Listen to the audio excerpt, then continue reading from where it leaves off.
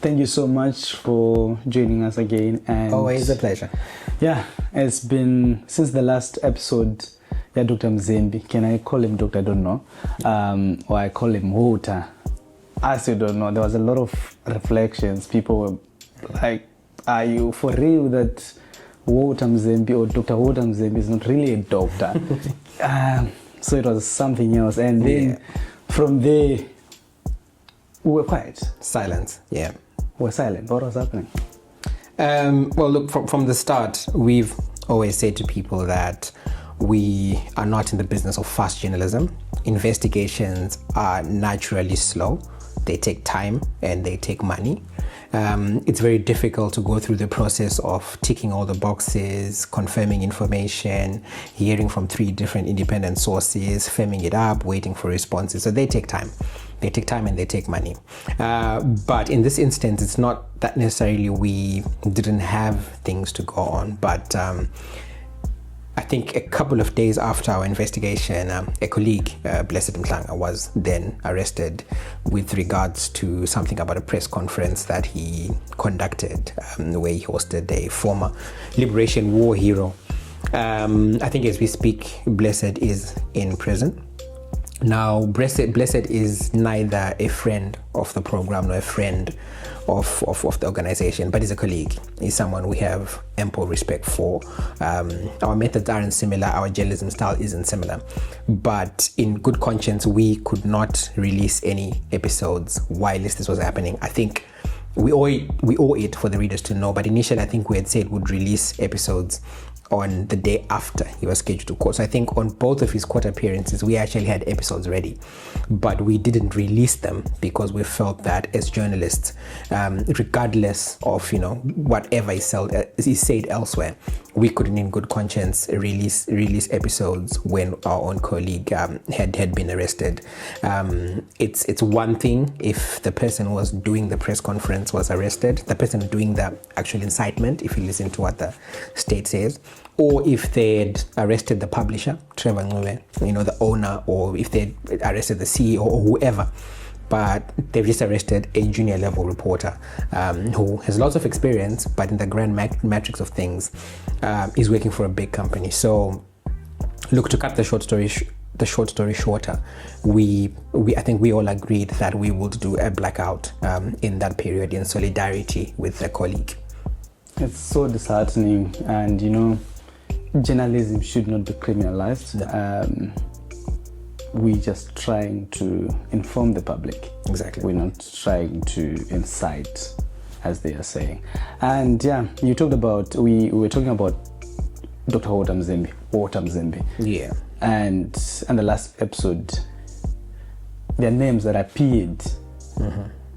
Tago paid the episode. Yeah. Yes. You talked about Silukhuni. Do you really want to tell us what's happening? Okay, so Nanette Silukhuni, and I'll just bring up a CV here while I'm talking to you. Nanette Silukhuni she's not a public figure, but she's not a small person in the matrix of governance in Zimbabwe, certainly. I have a CV up and I'll put it up for people to see. She's actually called Dr. Nanette Silukhuni, right? She's born in 1967 and stays in Highlands. Her profile lists quite an extensive work history that includes her being the former deputy chairperson of the Zimbabwe Anti-Corruption Commission. She has worked, I believe, in some periods with the RBZ, and as we speak, Nanette Silukhuni is a very senior figure at the Ministry of Information. So she's not a small person whatsoever. These are some of the big players. When you talk about big players in the government, you talk about Nanette Silukhuni. Like I said, she was a deputy chairperson at the Zimbabwe Anti-Corruption Commission. That is the country's graft body. Those are the people that should be rooting out and weeding out corruption at the highest level. And look, to cut to the chase, Nanette is not a doctor. She just has a bogus degree, and her case even extends further because her entire CV has gaps and bobs and things that just absolutely don't make sense. this is serious. This is something. Okay, I couldn't. Ndatadza kuzvigwisisa kuti how can you have a deputy chairperson of Zimbabwe Anti-Corruption Commission, have a bogus degree, and then no one even think of asking, or we think all right, this is someone who is at the helm of ZACC. ZACC. So who's supposed to investigate? Difficult. But I think I'll answer that question a little later, because I think we have to explore further with the viewers in terms of who is, I actually wanted to ask, who is she? So Nanette Silukhuni first gains prominence when rumors fly around that she's in a relationship with one of the senior people in government at the time, which was Ignatius Chombo. In fact, in the course of the investigation itself, every second or third person that you spoke to about Nanette brought up Ignatius Chombo almost instantly. And that is somehow and in some way how she is largely known. How she gets on our radar, when we're looking at Mzembe's PhD, we eventually speak to the person we think wrote that PhD for him. And when we speak to him, we sort of mention her, and he interjects and stops us, and he says, Dr. Silukhuni. And I think that was the moment where we thought, is there more to this person? Because her name had been there. A lot of people graduated at that time from Aldersgate, right? We had people like Chris Mshowe, who was a minister at the time, Mzembe himself, and quite a long list of different graduates. We're talking about the specific one which was held in UNISA. And I think in later years, and we'll get that later, Aldersgate, this fake graduations, they stopped being held at UNISA and they moved them over to Zambia. But that is where Nanette gains prominence. Now, where the red flags start to pop up, right? Was, as usual, when we have a story, we send it out to Prof Changamire. He is our go-to guy in terms of analysis. And the first thing he picks up is that we have the same problem with Aldersgate, right? The same problem that we had with Walter, where a CV lists that she went to the Hong Kong University. And again, that university doesn't exist. The university that has a name close to it is the University of Hong Kong. It looks like a minor issue of semantics, but for the most part, somebody who went to the University of Zimbabwe doesn't say, I went to the Zimbabwe University. If you were a student there, then you pretty much know the correct name to use. Now, I know people might say you're clutching at straws, but you're not. The semantics of the academic name, they're not proof of anything themselves, but they are at the very least proof that you don't look like you know what you're talking about. I myself went to Nottingham Trent University. I have colleagues that went to the University of Nottingham. I would never make the error of saying I went to the University of Nottingham, or neither would I say I went to Nottingham University, even though in between Nottingham and University there's only one word, which is Trent. So that's the first thing that pops up. Don't you think it's some kind of typo? Have you reached out to her to say, this is what your CV is saying, but it doesn't make sense? So we've reached out to Nanette. She hasn't responded. We've reached out to the University of Hong Kong for clarification. The emails weren't responded to. We eventually got someone on the phone, and their response was, we are not the Hong Kong University, we're the University of Hong Kong, and we're very particular about that name. With regards to whether she actually did go there, the response was, we will look into it, but on the surface we don't think we've got any association with this person, but these records may extend 20-30 years ago or even more, so we'll just have to check. But off the back, she doesn't look like a member of our alumni, but we'll look. So that one there doesn't really, it doesn't really say much. Okay, and then she said she went to University of Derby in the UK. Yeah. which is down the road from where we stay. So we've popped University of Derby an email. They are yet to respond. When they do, we'll update. And I think people are going to wonder, so why have you done the episode if you don't have anything from Derby? Well, we're not really worried as much about the University of Derby one, because the bigger issue with Nanette largely has been that doctorate at Aldersgate.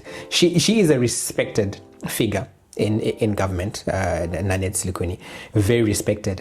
And like I said, now she is at the Ministry of Information, where she is in charge, I think, of strategic planning and monitoring. So she's very senior, right? You might even say she is as senior as Nick Mangwana. And when it comes to, government decisions and so forth, I think she equally pulls the weight. So she's definitely not a small person. Like you mentioned, she was definitely at ZACC. So that on its own, brings up quite a lot of issues. But just... when you go through her CV, which is the one that is at the Civil Service Commission, because we were able to get a copy of her CV from the Civil Service Commission. Like you said, you asked if I reached out. I did reach out. She doesn't want to talk. She won't answer phone calls. She won't answer messages. If she does answer on a different number, she'll immediately hang up, right? But we did manage via our own sources to get a copy of her CV, the one that the ministry has and the Civil Service Commission has.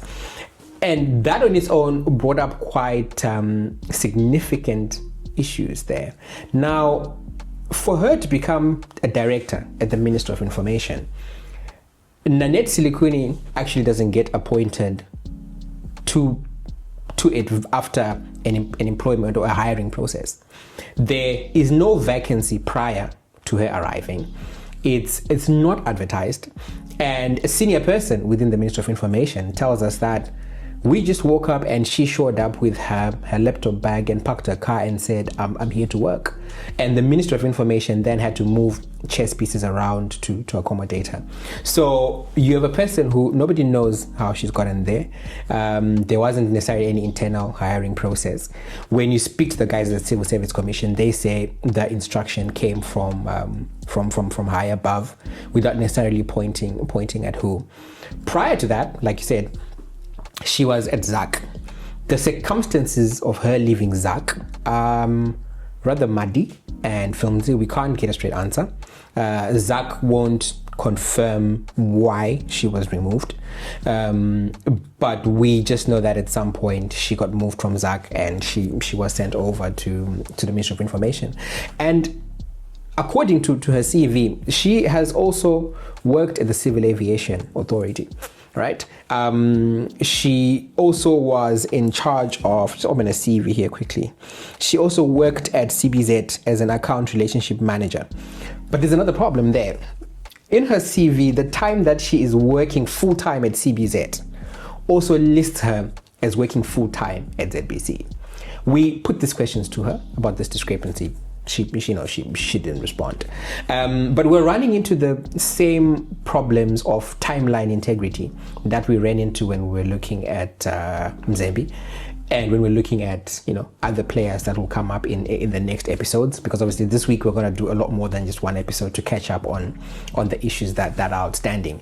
But Nanette Silukhuni, in simple ways that our viewers know, Nanette Silukhuni is a very senior government official who has worked for the Civil Aviation Authority, who has worked for the Zimbabwe Anti-Corruption Commission, who has worked for CBZ, and who's now working in the Ministry of Information. And in that period, Nanette Silukhuni has moonlighted as having a doctorate, and she doesn't have one. She graduated in the same class with Walter Mzembe, with Chris Mshowe. And just to show you, Panashe, so that you kind of know and understand that we're not talking out of our backside here. When these guys who graduated at Aldersgate, that 2015 class, when they came back and presented their degrees to cabinet, Mugabe actually rejected that, right? Okay. I have a quote for some of the minutes in that cabinet meeting, right? And they go like this. Mugabe blasted them in cabinet. He directed Professor Moyo, then Higher Education Minister, to devise a law against such qualifications. He also humiliated Tizora, the then director of state residences, who he accused of just waking up with a doctorate.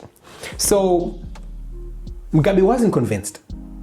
He looked at the PhDs, he looked at the university and said, this is bogus. He didn't like the fact that it was in cabinet. Like I said, we have a copy of the cabinet minutes. So we know what we're talking about.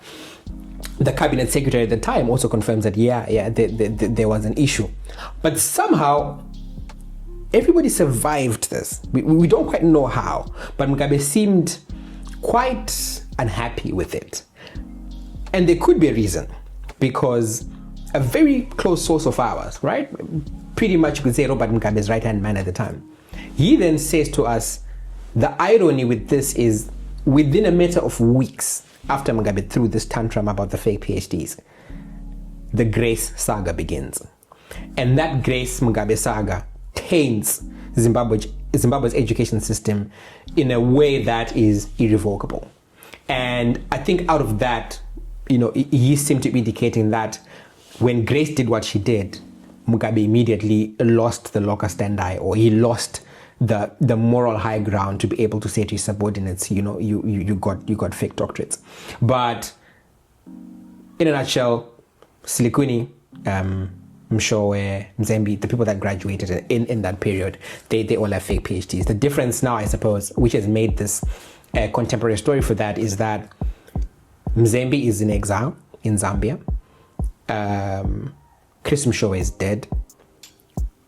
The only person there in that list who has got a prominent position of power is Silukhuni. And she's managed to weave this, this career of hers pretty much resting on the elbows of power, because like I said, there was a lot of rumors about her being involved with Ignatius Chombo. We can never authenticate that, and neither are sexual relations the business of ZACC. But there are certain people along the way who said it was very difficult to deal with her during Mugabe's days because she always had that extra layer of support from Chombo, whether it was direct or it was implied. The fact that Aingonza Ibebera chef, people were always inclined to deal with her favorably, even though they didn't want to. But she's persisted in senior roles throughout government, including as the deputy chairperson of ZACC, including also, I think in her CV, she lists that between 2017 and 2021, she was in charge of ZACC's strategic planning. So she was in charge of the strategy for the Zimbabwe Anti-Corruption Commission, which would have included going after corrupt elements. I mean, as I speak to you right now, ZACC are investigating Walter Magaya for having a fake degree, and yet the previous commissioner at ZACC has a bogus maybe degree. What does this mean? What does it mean? She's got a bogus degree. It just means that she's got a bogus degree. But I think that the wider implication, Panashe, is that this is the equivalent of Masendeke and Chidumo becoming police commissioners. Okay. This is the equivalent of your goalkeeper for the national team being a serial match fixer. It's a very difficult position that we're finding ourselves into. When we began looking at academic qualifications, looking at Walter Magaya, for instance, we were looking at a person who just wanted the props of, I've got a degree, right? But ultimately, Magaya has not constructively used that fake doctorate of his to do anything beyond hoodwinking the people that follow him already. And I know from experience that the people that follow prophets, they follow them regardless, right? So Magaya has not used that to hoodwink, any objective, standard, straight thinking person. It's just a degree for the sake of I have it. Silukhuni is different. She has gained meaningful employment across various sectors of government: civil aviation, Zimbabwe Anti-Corruption Commission, ZBC, the Ministry of Information. Those are big players. I mean, for a person to work in just one of those companies in a single career spanning, maybe 40 years, to just work at the civil aviation or to work in the Ministry of Information as a director, that's a big plus. That's somebody's entire career. This woman has been able to work at different organizations, including being in charge of corruption investigations, when she is sitting on a degree that is ultimately bogus. I actually wanted to say she has a substantive CV career, but now I don't know what to believe now. She has a very lengthy CV. I mean, look, when Prof Changamire looks at a CV, he comes to the conclusion that there's just too many overlaps in timelines, too many inconsistencies, and the fact that her degree from Aldersgate is fake, that just makes it very difficult to take anything else seriously. I think the only things about Nanette that we can take to be true, I think these would be whenever we've seen her on TV, because then you see that, oh, okay, that is Nanette. But I would say her extensive employment history and accolades, need to be examined carefully. And I don't really want to go into future episodes, but even her references on her CV include people with known bogus degrees and people subject to other investigations. So it just leaves you in this scenario where we are ultimately dealing with someone whose degree is fake and she headed ZACC. And that is just terrible. Have you tried to reach out to Minister of Information to find out how? So we did. We reached out to the Minister of Information. We reached out to Secretary Nick Mangwana. He was cordial in his responses, fair and direct.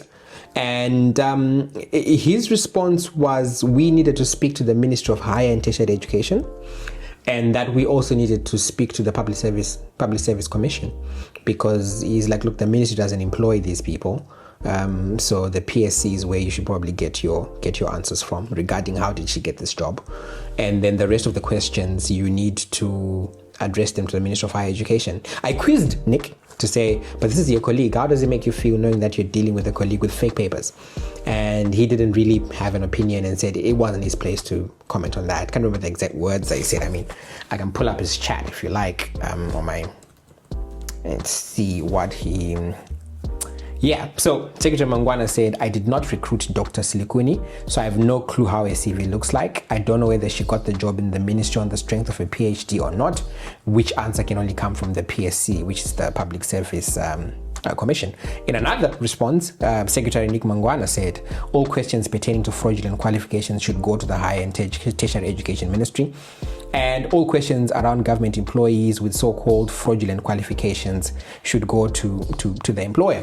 But there's still this thing, reading back at his responses, that makes you think that the government's got its head, in the sand on this, because Nick insists on calling a Dr. Silukhuni, right?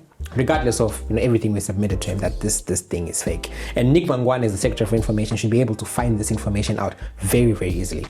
He insists on burying his head in the sand, and even says they are so-called fraudulent qualifications, which means his natural inclination is to believe that these qualifications are real.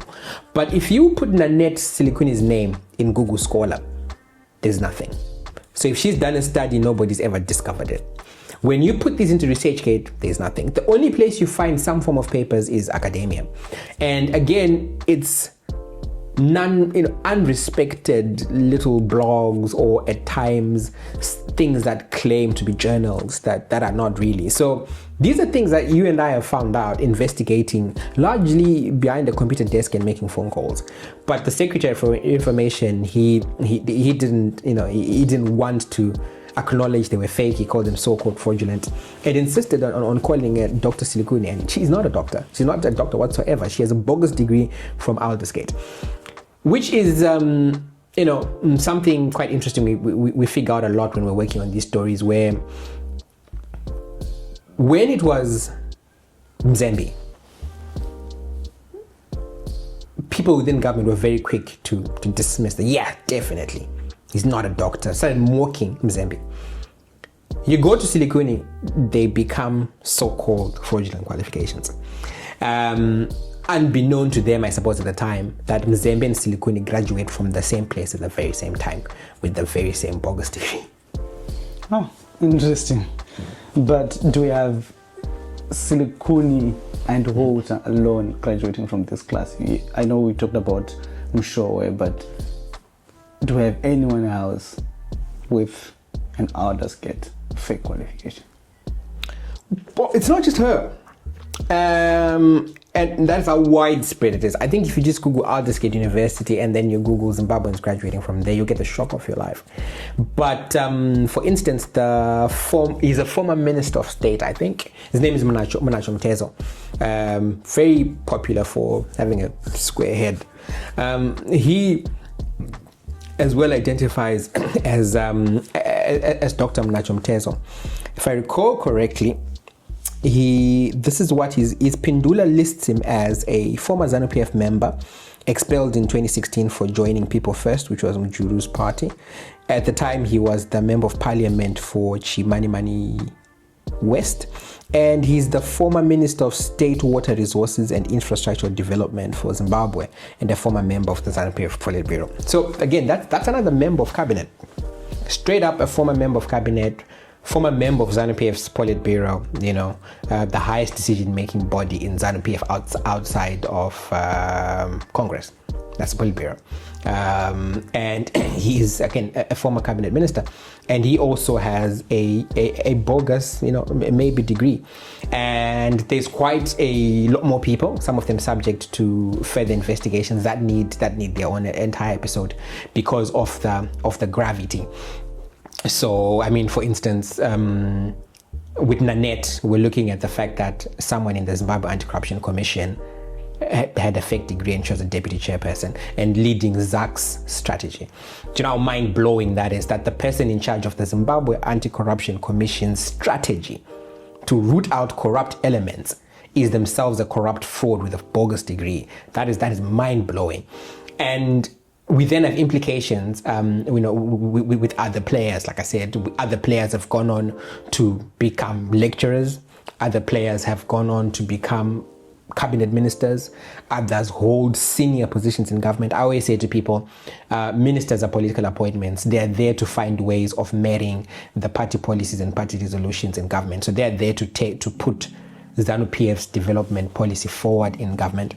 But the people that run ministries are your directors, your permanent secretaries. They're the cogs in government because the career civil servants, they're almost always there. And in this instance, you have an instance where you have ministers who are fake and you have directors who are fake. It's no wonder why you look sometimes at how bad things in our country sometimes have been, because we are ultimately being run by a bunch of frauds. Well, I actually wanted to ask, I know we always talk about this, but as a nation, where are we going if we have leaders who are fraudsters? It's tough, but like I said, and what we said in earlier episodes, we are in conversation with senior people in government about how do they address this thing with fake qualifications. It's difficult because, as I've said time and time again, we're journalists, not activists. So we can help out in terms of this is the method we use to find people with fake degrees, but we're limited in that we can't collaborate with them. Neither can we wake up and become a quasi-state body that is then in charge of rooting out fake academic degrees. But certainly the president himself is unimpressed about fake degrees. He's very unimpressed and has promised to take action. It's just difficult in terms of there is one thing, or rather it is one thing to pay attention to the lip service, which is we will take action. And it's one thing to see whether or not there'll actually be constructible movement.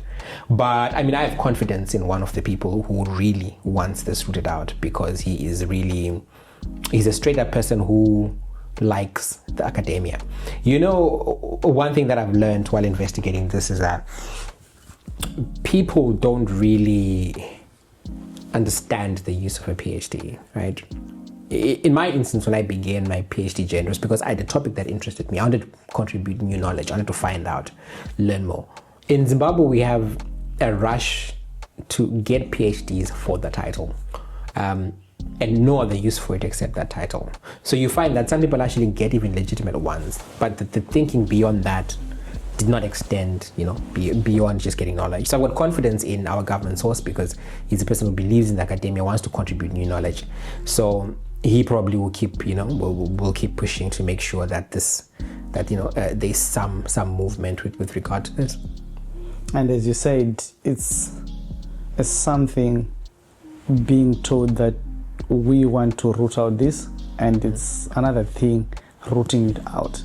And with Nick Mangwana's response, do you think we're going to have a quick response or quick reaction to these alleged fraudulent qualifications? Via Nick Mangwana, no, because Nick was very defensive in his responses. Look, me and Nick are cordial. We've had relationships that stretch over the years. He was very cordial and blunt, unlike our usual communications. But I also understand it's natural for him to be defensive. His first inclination is to try and defend. So I would expect nothing less from him. I mean, I worked as Bushiri's spokesperson, so your natural inclination is to defend even what is seemingly indefensible. So via Nick, no, I don't expect any action. But via one of our sources, who is, like I said, a very keen academic, via him, I expect a little bit of action via him. There's hope if he's able to see that through. So I have confidence in him. But look, these are just my presumptions, my assumptions, because you see, the problem with this Panashe is this starts during Mugabe's days. And we can't seem to understand why, when Mugabe wanted a law devised to deal with fake qualifications, that never came to fruition. Like I said, we're told by a different source that, the problem is that Grace then had a very questionable doctorate. So, yanga inobatamai. So that could have been the reason. But some of the people, for instance, that mentored Nanette Silukhuni got fake degrees in the late 90s. Right? We're talking about very senior people, subject of further episodes, who have PhDs from mid-90s, early 90s. So we now have an instance in our country where very senior people who have led ministries, led government, directors, cabinet ministers, have been people unqualified to do so and relying on degrees that have been sourced from foreign colleges that don't exist, including foreign colleges that are blacklisted, some that are sanctioned, and it's continued. In this case, we've ended up in this scenario where a senior member of the Zimbabwe Anti-Corruption Commission, serving as a deputy chairperson at some point, in charge of Zimbabwe Anti-Corruption Commission's strategy to root out criminals, is in fact an academic criminal herself. Yeah, and as you said, we are just journalists. If we had powers to arrest, probably we could be arresting people now, because you'd wonder, Patiri is Izvezvi as a nation, as because of all these people who... Yeah, I mean, you're looking at an instance where people in charge of the country's finance, their degrees are fake. People in charge of catching criminals in the country, their degrees are fake. People who, at one point or another, have been presidential advisors, their qualifications are fake. And the problem with this Panashe is, I always say to people, are you okay with having a bogus doctor conduct surgery on you or on your mother? If the answer is no, why should you be okay with a director in a ministry or a cabinet minister having fake qualifications? Because if the qualifications are fake, that person is unqualified. They're not qualified to do that job. They are not. They are no different from the guy selling bananas in the street. If anything, in some instances, the guy vending stuff on the street has had more qualifications than some of these people.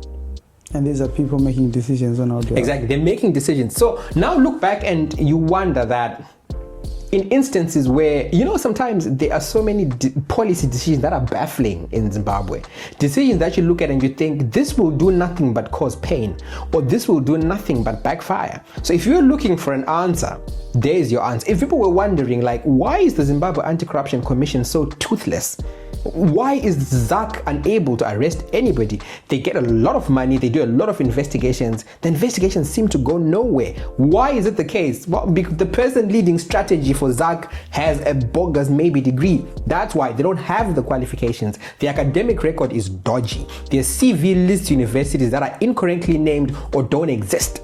So the person leading ZACC, the person who is supposed to be catching criminals and devising the strategy, is being outsmarted by criminals, because guess what? She's not smart enough to have been in that job in the first place. I can't wait for the next episodes. Yeah, those will be exciting. And like we've said to our viewers, they should probably expect another episode, if not tomorrow, the day after tomorrow. It's critical that we catch up. Our little blackout was in solidarity with a colleague, and we've stressed that out. Blessed is not a friend of the show, lest people start thinking they are the relationship. Is a colleague, a brother, in the sense that is a colleague, someone that we respect. But it's very difficult for us to put out episodes when we feel some of our colleagues are being arrested for doing their job. So that's why we had been a little bit silent. This has been our off filler. It's by no means a small story, and I remember having this argument with you when you were saying, why don't we do the other story because it's bigger? And I was saying, oh, this is equally big because this is ZACC, so this is equally big. But the next episode is probably bigger, and we'll try and catch up on the episodes. And just so our viewers know, our episodes are, or rather our series or shows, they're different. We have the fake doctorate files, in this case Nanette Silukhuni and Munacho Mtezo. But outside of that, we also have the inside story. The inside story and the fake doctorate files are not the same thing. So ultimately, maybe tomorrow, the day after tomorrow, we should have an inside story that is out, and by the weekend we should have another fake doctorate file, and then I think we also have another investigation coming up in a couple of days about graft. In plain and simple terms, somebody got a contract for a buntload of cars, and those cars are not supplied. We're talking about $20 million. So that's another investigation that is coming. But I'm glad that you can't wait. Oh, thank you so much. And I think that's goodbye to our viewers. Until next time, over to you. Well, thank you guys for tuning in. That was today's episode about Nanette Silukhuni. And ultimately, we will see you again in a couple of days, or just one day. And yeah, thank you for tuning in as always. We always appreciate it. Follow us on Substack, subscribe. It's not going to be free anymore to read our Substacks, but do subscribe. You're probably watching this on YouTube. Support us on Facebook, on Twitter. We have a GoFundMe. Investigations take time and money. And apologies for any delays when we're quiet. I think we've explained why we were quiet. We'll go back to picking up the shovel. I now am in charge of the shovel. Panashe is in charge of the pick, and everyone's got their own tools now, so we're back to digging it up. So until we see you guys next time, thanks for tuning in, and cheers.